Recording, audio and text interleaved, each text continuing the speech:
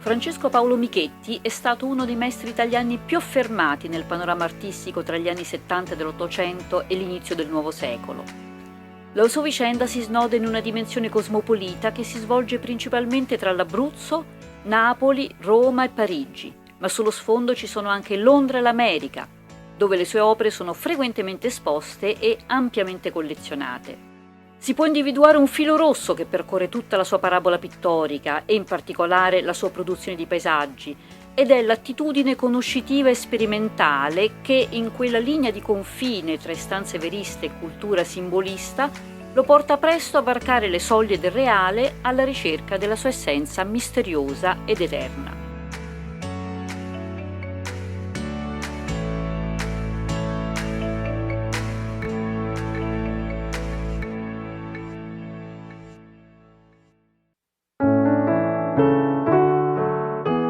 Giunto nel 1867 a 16 anni dall'Abruzzo a Napoli per studiare all'Istituto di Belle Arti, Michetti abbandona presto le aule accademiche. Il realismo dei fratelli Palizzi, la fascinazione per la vitalità della natura sono i suoi primi punti di partenza. In sintonia con la ricerca di altri napoletani come i pittori della scuola di Resina, Michetti preferisce dipingere all'aria aperta, prima nel bosco di Capodimonte. Poi, incoraggiato da Edoardo Dal Bono, si rivolgerà a quel mondo incorrotto che era l'Abruzzo di fine Ottocento, destinato a diventare, con le sue tradizioni contadine e pastorali, la sua privilegiata fucina di stimoli. Nel 1871 l'artista si lega con contratto al mercante tedesco Friedrich Reitlinger a Napoli in cerca di giovani talenti e, nello stesso anno, è per la prima volta a Parigi. Il soggiorno parigino e, in particolare, la conoscenza della pittura dello spagnolo Mariano Fortuny, vero astro del momento, e attraverso di lui del linguaggio delle stampe giapponesi, sono determinanti nell'indirizzare l'iniziale naturalismo paliziano verso una nuova direzione. Michetti comprende le novità tecniche della pittura di Fortuny, ne assimila i tagli, la bidimensionalità della rappresentazione, i colori puri, e la sua pittura cambia. Diventa una pittura di tocco rapida e raffinatissima, che alterna con disinvoltura parti finite ad altre di estrema frammentazione formale e cromatica. E quindi sulla scorta degli esempi forniti dal maestro spagnolo che Michetti declina il suo immaginario pastorale in termini più onirici, poetici, leggeri e di conseguenza più astratti, sviluppando una maniera destinata ad avere uno straordinario successo nel mercato internazionale.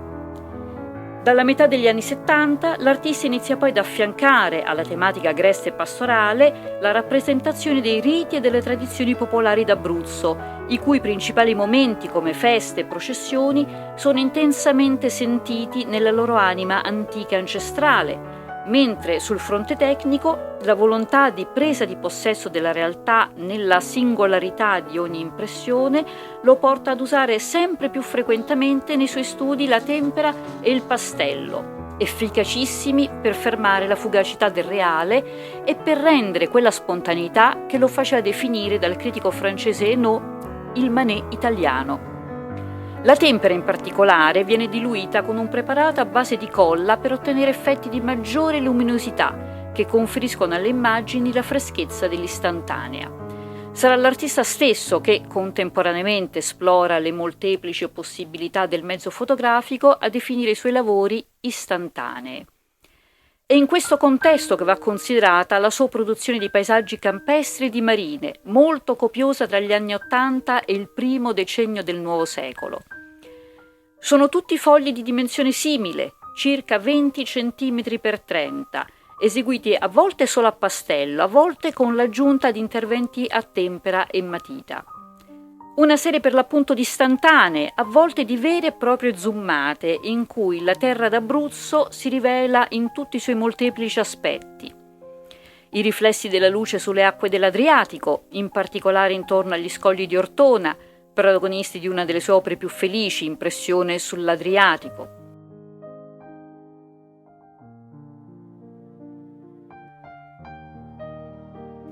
La collina con Francavilla al mare sullo sfondo, dove l'artista risiede a partire dal 1878.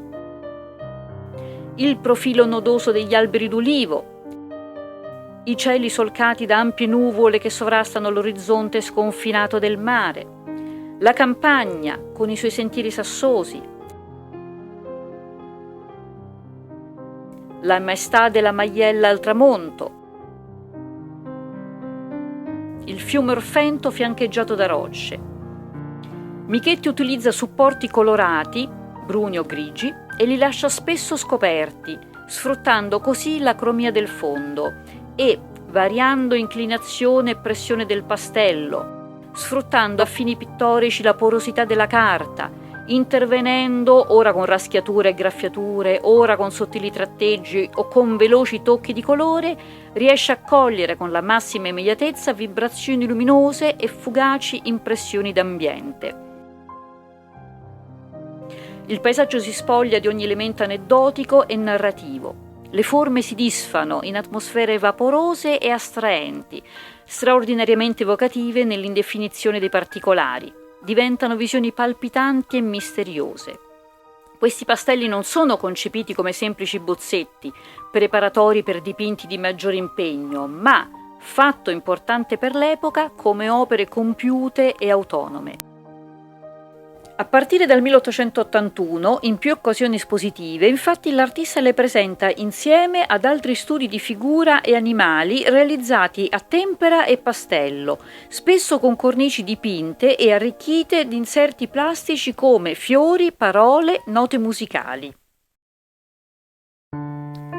Curando personalmente l'allestimento, Michetti saturava le pareti delle sale allo scopo di creare una vera e propria esperienza immersiva e multisensoriale che permetteva agli spettatori di venire catapultati nella fisicità luminosa, sensuale e primitiva della regione adriatica, colta nella mutevolezza delle sue condizioni atmosferiche, un continuum di immagini dove figure e paesaggio costituivano i diversi momenti di un'unica realtà, inafferrabile e in perenne divenire. Si tratta di una ricerca che per il carattere non finito delle opere non mancherà di attirargli molte critiche, ma che sarà sempre sostenuta dall'amico Gabriele D'Annunzio, il quale dal 1880 lavora con Michetti in stretta comunanza di intenti e di spirito.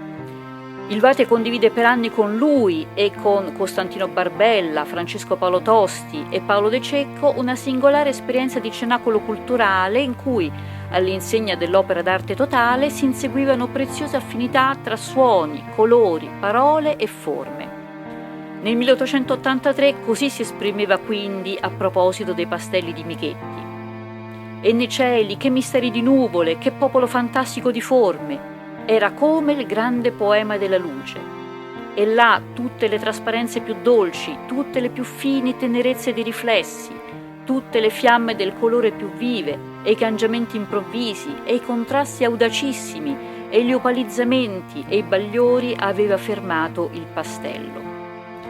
Inoltre, in più occasioni, D'Annunzio sottolineerà nell'opera dell'amico la peculiarità di una ricerca che andava ben oltre la mera rappresentazione del reale, approdando nel passaggio dal vedere alla visione a un'idea di arte come esperienza conoscitiva. Così scriveva ad esempio in un articolo pubblicato sulla rivista Il Convito: per l'assiduità del contemplare, la sua vista a poco si è andata mutando in visione profonda e continua. Per l'assiduità del meditare, la sua mente è andata a poco acquistando una virtù che penetra e conosce l'anima delle cose. La ricerca che Michetti porta avanti con i suoi pastelli di paesaggio presenta straordinari punti di contatto con quella di un altro dei grandi protagonisti dell'arte internazionale tra i due secoli, James Whistler.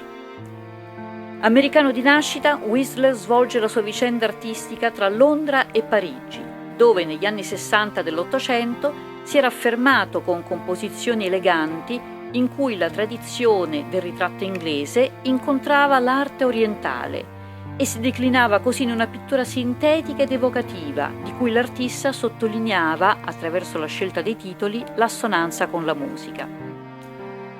Nel 1879 Whistler era stato protagonista di una clamorosa vicenda giudiziaria che, in nome della libertà dell'espressione artistica, lo aveva visto contrapporsi a John Ruskin, uno dei critici d'arte più influenti del tempo, il quale aveva paragonato il suo notturno in nero e oro a una secchiata di colore gettata in faccia al pubblico.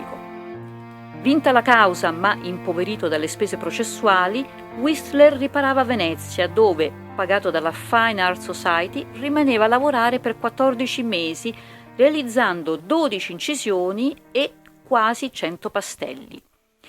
Questi ultimi sono talmente simili come concezione e come tecnica a quelli realizzati da Michetti nello stesso periodo che non si può escludere un contatto diretto tra i due artisti attivi sulle rive dell'Adriatico a poche centinaia di chilometri di distanza. Inoltre anche Whistler, tornato a Londra, nel 1881 al pari di Michetti esporrà i suoi pastelli come opere compiute e li esporrà tutti insieme affollando le pareti in un allestimento da lui personalmente curato, non mancando ovviamente anche lui di attirare a sé gli strali di molti critici del tempo.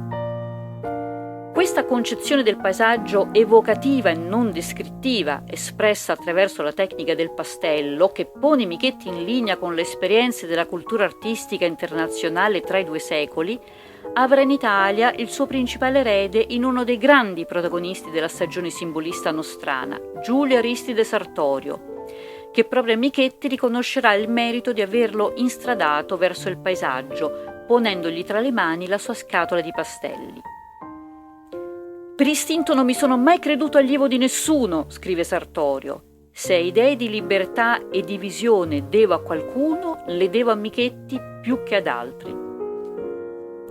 Michetti porterà avanti la sua produzione di pastelli fino alle soglie del Novecento, in un trentennio costellato dalla realizzazione di opere di capitale importanza, quali Il Voto, La figlia di Iorio o Le serpi e gli storpi, che faranno di lui uno dei maestri più celebrati tra i due secoli. Nel suo ultimo periodo di attività, l'anziano artista, ormai volutamente slegato da ragioni espositive e di mercato, svilupperà in termini sempre più sperimentali la sua ricerca pittorica, intrecciandola con esperimenti di ottica, fisica, meccanica, cinematografia, in un febbrile inseguimento delle leggi segrete della vita. Con una tavolozza ridotta al monocromo, privilegiando l'uso della tempera diluita con glicerina, la pittura si libererà in pennellate dal forte valore astraente, capaci di unire figure e paesaggio in una realtà fluida e inafferrabile, per cogliere quello che lui sente come la sostanza immutabile del reale. Una ricerca in cui l'artista, indifferente al successo, affermerà la sua modernissima autonomia di visione, con esiti che appaiono assolutamente anticipatori di alcune delle esperienze delle avanguardie del Novecento.